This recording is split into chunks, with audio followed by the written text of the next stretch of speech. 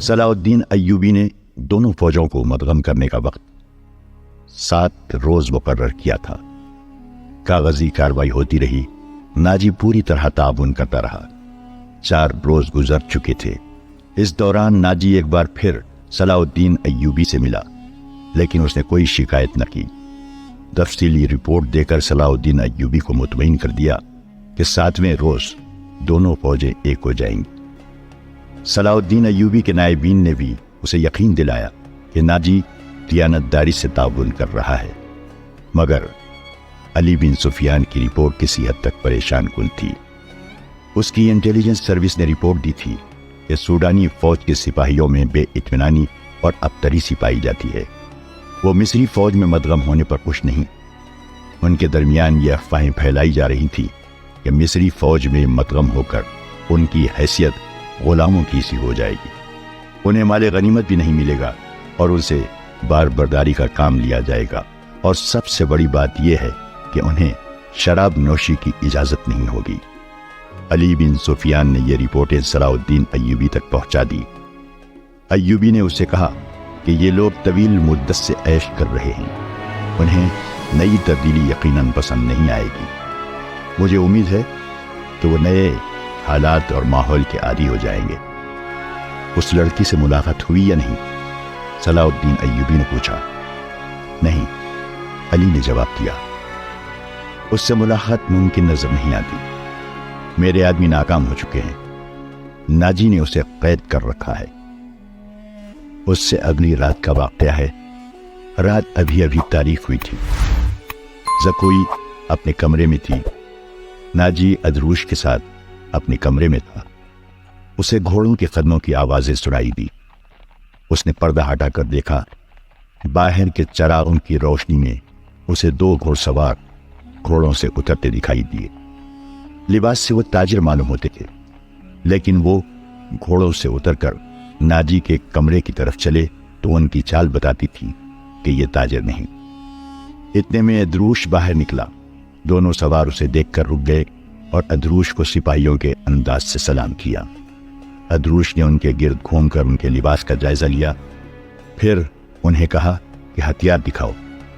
دونوں نے پھرتی سے چوغے کھولے اور ہتھیار دکھائے۔ ان کے پاس چھوٹی تلواریں اور ایک خنجر تھا۔ ادروش انہیں اندر لے گیا۔ دربان ایک طرف کھڑا تھا۔ زکوئی گہری سوچ میں کھو گئی۔ وہ کمرے سے نکلی اور ناجی کے کمرے کا رخ کیا، مگر دربان نے اسے دروازے پر روک لیا اور کہا کہ اسے حکم ملا ہے کہ کسی کو اندر نہ جانے دوں۔ زکوئی کو وہاں ایسی حیثیت حاصل ہو گئی تھی کہ وہ کمانڈروں پر بھی حکم چلانے لگی تھی۔ دربان کے روکنے سے بھی وہ سمجھ گئی کہ کوئی خاص بات ہے۔ اسے یاد آیا کہ 2 راتیں پہلے ناجی نے اس کی موجودگی میں ادروش سے کہا تھا، میں عیسائی بادشاہوں کو مدد کے لیے بلا رہا ہوں، تم 2 پیامبر تیار کرو، انہیں بہت دور جانا ہے۔ اور پھر اس نے زکوئی کو اپنے کمرے میں چلے جانے کو کہا تھا، اور اس نے بغاوت کی باتیں بھی کی تھی۔ یہ سب کچھ سوچ کر وہ اپنے کمرے میں واپس چلی گئی۔ اس کے اور ناجی کے خاص کمرے کے درمیان ایک دروازہ تھا جو دوسری طرف سے بند تھا۔ اس نے اسی دروازے کے ساتھ کان لگا دیے۔ ادھر کی آوازیں دھیمی تھی، اسے کوئی بات سمجھ نہ آئی۔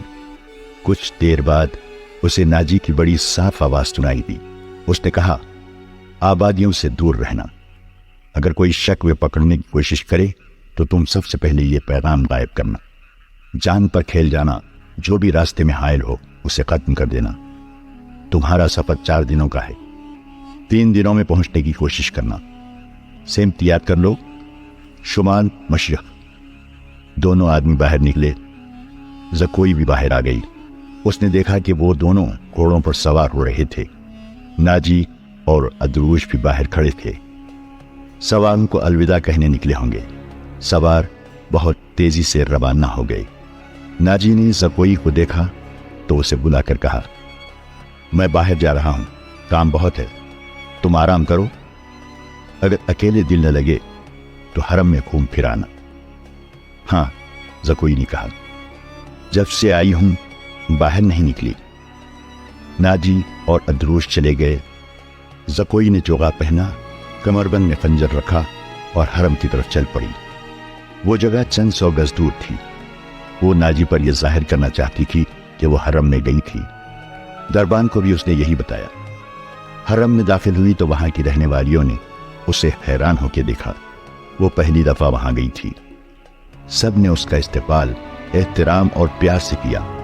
उन 2 लड़कियों ने भी उसे खुशामदीद कहा जो उसे कत्ल कराना चाहती थी। ज़कोई सबसे मिली, हर एक के साथ बातें की और वापस चल पड़ी। वो मुलाजिमा भी वही थी जिसे उसके कत्ल के लिए रखा गया था। उसने ज़कोई को बड़ी गौर से देखा। ज़कोई बाहर निकल गई। हरम वाले मकान और नाजी की रिहाइशगाह का दरमियानी इलाका ऊंचा नीचा था और वीरान। ज़कोई हरम से निकली तो नाजी की रिहाइशगाह की तरफ जाने की बजाय बहुत तेज तेज दूसरी सिंह चल पड़ी। उधर एक पगडंडी भी थी, लेकिन ज़कोई इससे जरा दूर हटकर जा रही थी। इससे 15-20 कदम पीछे एक सियाह साया चला जा रहा था। वो कोई इंसान ही हो सकता था, मगर सर से पांव तक एक लिबादे में लिपटा होने की वजह से सियाह भूत लगता था। ज़कोई की रफ्तार तेज हुई तो इस भूत ने अपनी रफ्तार इससे भी तेज कर दी। आगे घनी झाड़ियां थी। ज़कोई उनमें रूपोश हो गई। सियाह भूत भी झाड़ियों में गायब हो गया। वहां से कोई 250-300 गज आगे सलाउद्दीन अय्यूबी की रिहाइशगाह थी, जिसके इर्द गिर्द फौज के आला रुतबों के अफराद रहते थे। ज़कोई का रुख उधर ही था।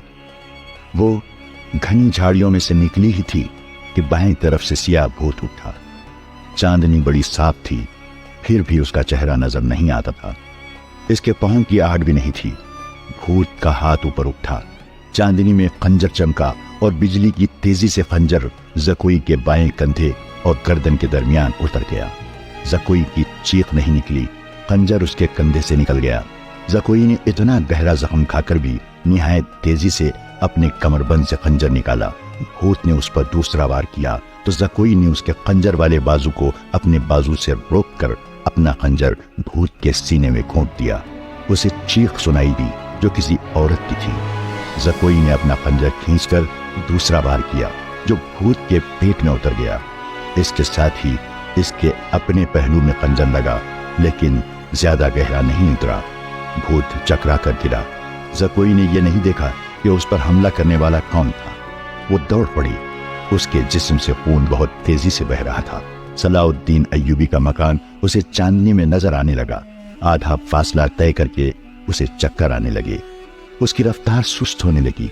उसने चिल्लाना शुरू कर दिया, अली अय्यूबी, अली अय्यूबी। उसके कपड़े लाल सुर्ख हो गए थे और वो बड़ी मुश्किल से कदम घसीट रही थी। उसकी मंजिल थोड़ी ही दूर रह गई थी, जहां तक पहुंचना उसके लिए मुमकिन नजर नहीं आता था। वो मुसलसल सलाउद्दीन अय्यूबी और अली बिन सुफियान को पुकारे जा रही थी। करीब कहीं एक गश्ती संतरी कर रहा था। उसे इसकी आवाजें सुनाई दी तो वो दौड़कर पहुंचा। ज़कोई उस पर गिर पड़ी और कहा, मुझे अमीर मिस्र तक पहुंचा दो, बहुत जल्दी, बहुत जल्दी। संतरी ने उसका खून देखा तो उसे पीठ पर लाद कर दौड़ पड़ा। सलाउद्दीन अय्यूबी अपने कमरे में बैठा अली बिन सुफियान से रिपोर्ट दे रहा था। उसके 2 नायब भी मौजूद थे। ये रिपोर्ट ही कुछ अच्छी नहीं थी। अली बिन सुफियान ने बगावत के खदशे का इजहार किया था, जिस पर गौर हो रहा था। दरबान घबराहट के आलम में अंदर आया और बताया कि एक सिपाही एक जख्मी लड़की को उठाए बाहर खड़ा है। कहता है ये लड़की अमीर मिस्र से मिलना चाहती है। ये सुनते ही अली बिन सुफियान कमान से निकले हुए तीर की तरह कमरे से निकल गया। उसके पीछे सलाउद्दीन अय्यूबी दौड़ पड़ा। इतने में लड़की को अंदर ले आए। सलाउद्दीन अय्यूबी ने कहा, तबीब और जर्राह को फौरन बुलाओ। लड़की को सलाउद्दीन अय्यूबी ने अपने पलंग पर लिटा दिया। जरा सी देर में पलंग पोश खून से लाल होने लगा। किसी को ना बुलाओ, लड़की ने नहीफ आवाज में कहा। मैं अपना फर्ज अदा कर चुकी हूं। तुम्हें जख्मी किसने किया है ज़कोई? अली बिन सुफियान ने पूछा। पहले जरूरी बातें सुन लो, ज़कोई ने कहा। शुमाल मशरिक की तरफ सवार दौड़ा दो। 2 सवार जाते नजर आएंगे। दोनों के चोगे बादामी रंग के हैं। एक का घोड़ा बादामी और दूसरे का सियाह है। वो ताजिर लगते हैं। उनके पास सालार नाजी का तहरीरी पैगाम है जो ईसाई बादशाह फ्रैंक को भेजा गया है। नाजी की ये सोडानी फौज बगावत करेगी مجھے اور کچھ بھی نہیں معلوم، تمہاری سلطنت سخت خطرے میں ہے، ان 2 سواروں کو راستے میں پکڑ لو، تفصیل ان کے پاس ہے۔ بولتے بولتے زکوئی کو غشی آنے لگی۔ 2 طبیب آ گئے، انہوں نے زکوئی کا خون بند کرنے کی کوششیں شروع کر دی، اس کے منہ میں دوائیاں ڈالی جن کے اثر سے وہ بولنے کے قابل ہو گئی، وہ ضروری پیغام دے چکی تھی۔ اس کے بعد اس نے دوسری ساری باتیں سنائی، مثلا ناجی نے ادروش کے ساتھ کیا باتیں کی تھیں، اسے کس طرح اپنے کمرے میں بھیج دیا گیا تھا، ناجی کا غصہ اور بھاگ دوڑ، 2 سواروں کا آنا وغیرہ۔ پھر اس نے بتایا کہ اسے کچھ علم نہیں کہ اس پر حملہ کرنے والا کون تھا۔ وہ موقع موضوع دیکھ کر ادھر ہی رپورٹ دینے کے لیے آ رہی تھی کہ پیچھے سے کسی نے اسے خنجر گھونپ دیا۔ اس نے اپنا خنجر نکال کر حملہ آور پر حملہ کیا۔ حملہ آور کی چیخ بتاتی تھی کہ وہ کوئی عورت ہے۔ اس نے حملے کی جگہ بتائی، اسی وقت اس جگہ آدمی دوڑا دیے گئے۔ زکوئی نے کہا تھا کہ وہ زندہ نہیں ہو سکتی، اس کے خنجر اس کے سینے اور پیٹ میں لگے تھے، خون رک نہیں رہا تھا، زیادہ تر خون تو پہلے ہی بہہ گیا تھا۔ زکوئی نے صلاح الدین ایوبی کا ہاتھ پکڑا اور چوم کر کہا، اللہ آپ کو اور آپ کی سلطنت پر سلامت رکھے، آپ شکست نہیں کھا سکتے، مجھ سے زیادہ کوئی نہیں بتا سکتا کہ صلاح الدین ایوبی کا ایمان کتنا پختہ ہے۔ پھر اس نے علی بن سفیان سے کہا، میں نے کوتاہی تو نہیں کی، آپ نے جو فرض مجھے سونپا تھا وہ میں نے پورا کر دیا ہے، تم نے اس سے زیادہ پورا کیا ہے۔ علی بن سفیان نے اسے کہا، میرا تو وہم و گمان میں بھی نہ تھا کہ ناجی اس حد تک خطرناک کارروائی کرے گا اور تمہیں جان کی قربانی دینی پڑے گی۔ میں نے تمہیں صرف مخبری کے لیے وہاں بھیجا تھا، کاش میں مسلمان ہوتی، زکوئی نے کہا۔ اس کے آنسو نکل آئے۔ اس نے کہا، میرے اس کام کا جو بھی معاوضہ دینا ہے وہ میرے اندھے باپ اور سادہ بیمار ماں کو دے دینا، ان کی معذوریوں نے مجھے 12 سال کی عمر میں رقاصہ بنا دیا تھا۔ زکوئی کا سر ایک طرف ٹھنک گیا، آنکھیں ادکھلی رہیں اور ہونٹ اس طرح نیمبا جیسے مسکرا رہی ہو۔ طبیب نے نفس پر ہاتھ رکھا اور صلاح الدین ایوبی کی طرف دیکھ کر سر ہلایا۔ زکوئی کی روح اس کے زخمی جسم سے آزاد ہو گئی تھی۔ صلاح الدین ایوبی نے کہا، یہ کسی بھی مذہب کی تھی، اسے پورے اعزاز کے ساتھ دفن کرو، اس نے اسلام کے لیے جان قربان کی ہے۔